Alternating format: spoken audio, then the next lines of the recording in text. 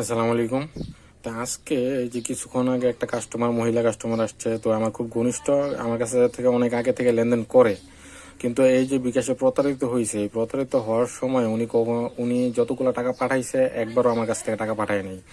তো এই ফোনটা হইলো ওই কাস্টমারের ফোনটা, তো ওনার কাছ থেকে আমি নিছি। এই যে দেখেন, এই জায়গায় একটা সৌদি সংস্থা একটা ইমো আইডি, এই আইডিতে কিছু কথাবার্তা হয়েছে, কনভারসেশন হয়েছে।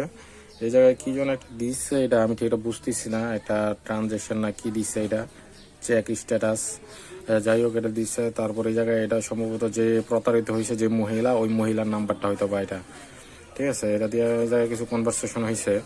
তারপর হইলো আপনার সৌদি সংস্থা গেল, তারপর আছে এই জায়গায় নিষ্ঠুর প্রিয়তমা, তারপর এই যে ইসলামিক হেল্পলাইন, ইসলামিক হেল্পলাইন প্রতারণার অন্যতম কৌশল।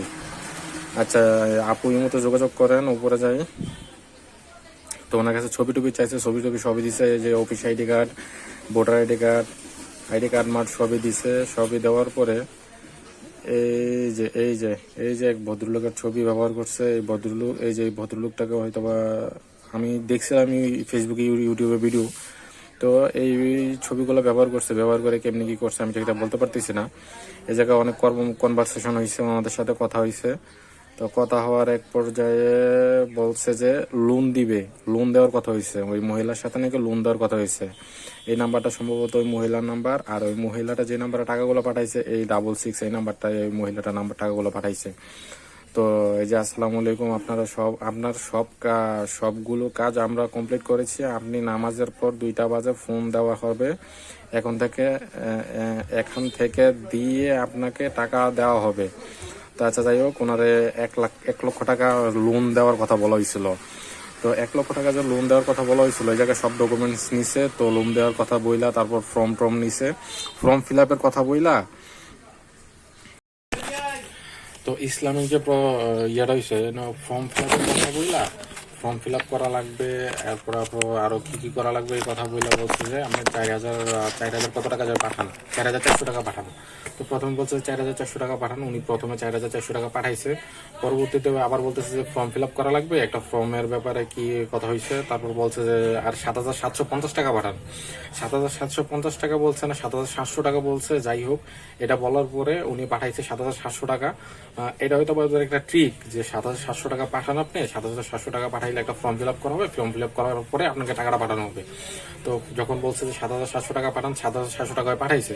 পাঠানোর পর বলতেছে না, আপনাকে তো বলা হয়েছে 7,750 টাকা পাঠাইতে, 7,750 টাকা না পাঠাইলে এটা আমাদের সিস্টেমে অ্যাকসেপ্ট করবে না। আপনি 7,750 টাকা পাঠান নাই কেন, আপনি 7,700 টাকা পাঠাইছেন, এটা তো আমাদের ফর্মের সিস্টেমে এটা করতেছে না, অ্যাকসেপ্ট করতেছে না। তো আপনাকে আবারও 7,750 টাকা পাঠাতে হবে। তো এই কথা বলার পরে ওই মহিলা তো আবার ঘাবড়ে গেছে, ওই মহিলার কাছে টাকা নাই। পরে কি করব, উনি যে টাকাটা পাঠাইছে, উনি টাকাটা পাঠাইছে আমার দোকানে আসে না, উনি গেছে আরেকটা দোকানে, শ্রীপুর স্টেশন রাস্তার ওই পারে, আগে ওইদিকে একটা বাসা ছিল, ওই বাসায় গেছে টাকাটা পাঠাইতে। তো ওই বাসায় যাওয়ার পরে, ওই দোকানে যাওয়ার পরে ওই দোকানদারের কাছে কথা বলে, দোকানদার হয়তো টাকা চাইছে, টাকা যাওয়ার পরে দোকানদারকে টাকা দেয় নাই। তো টাকা না দিয়া কি করছে, বলছে যে দেন আমি দিতেছি। পরে যখন টাকা পাঠাই দিছে, পাঠাই দেওয়ার পর বলতেছে যে আপনি 7,750 টাকা পাঠানোর কথা ছিল, আপনি 7,700 কেন পাঠাইছেন? তো 7,700 পাঠাইছে, ভালো কথা। তাও তখন বলতেছে যে না, আবার 7,750 টাকাই পাঠাইতে হবে। এটা আর একটা ট্রিক, যে আপনি 7,750 পাঠাইছেন না, আবার আরেকবার টাকা নেওয়ার জন্য বলতেছে যে 7,750 টাকাই দিতে হবে আপনাকে। তো পরে তো মহিলা বুঝা গেছে যে এরকম একটা ঝামেলা হইতেছে, আমি চিপাই বইরে গেছি। তো ওই মহিলার কাছে টাকা নাই, মহিলা করছে কি, ওর মার কাছ থেকে বিকাশে টাকা আনছে, বাড়ি থেকে টাকা না, ওই দোকানে টাকা দিয়ে তারপর দোকান থেকে মুখ ছাড়া পেয়ে আসছে। তো পরে তো ওই জায়গায় 7,700 টাকা পাইছে। এখন আরো কিভাবে টাকা বাইর করা যায়? এখন মহিলা ফোন দিয়ে বলতেছে যে না, আমার টাকা আমাকে ফেরত দেন, আমার লোন লাগবে না। তখন বলতেছে যে কি, আচ্ছা ঠিক আছে, আপনার টাকা আপনাকে ফেরত দেওয়া হবে, আপনি আমাকে 4,000 টাকা পাঠান, আর বাকিগুলো আমার পকেট থেকে দিয়া 4,000 আর 3,750 টাকা দিয়া এটা ফর্মটা ফিল আপ করে তারপর হলো আপনাকে বাকি টাকাটা দেওয়া হইতেছে।